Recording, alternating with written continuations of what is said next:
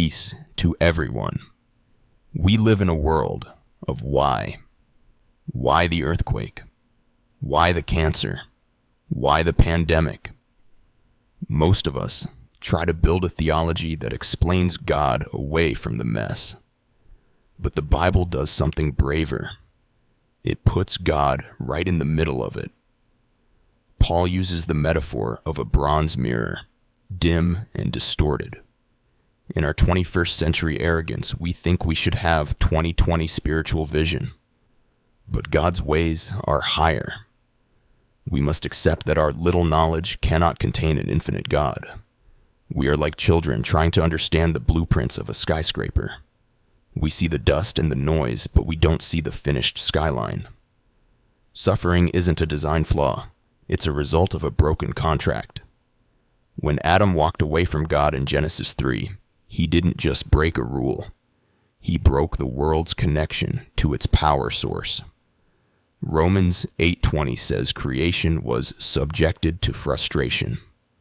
This means the very laws of nature, weather, biology, chemistry, are currently operating in a state of decay. The thorns and thistles of the field are the viruses and tsunamis of the modern day. Work became toil. Life became a countdown to dust to dust. We are living in a cursed ground economy. Let's look at Luke 13. Jesus is asked about a headline news tragedy, the Tower of Siloam. People then, like people now, wanted to play judge. They thought, those 18 people must have had secret sins. Jesus shuts that down instantly. He shifts the focus from why them to why not you. Disaster is a universal megaphone. It tells us that death is a reality for everyone, regardless of their goodness. It's not a surgical strike on specific sinners.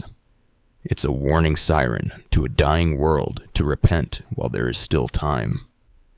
Isaiah explains why God feels distant during disasters.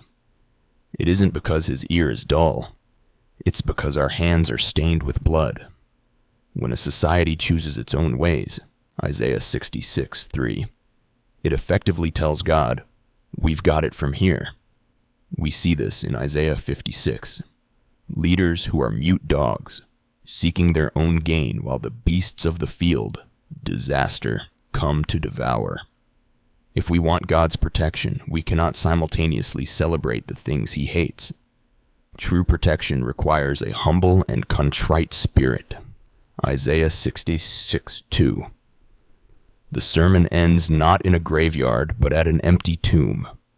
Paul asks, shall trouble or hardship or famine separate us?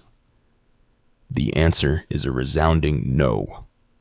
In Christ, disaster is not the end of the story. It is the groaning of childbirth.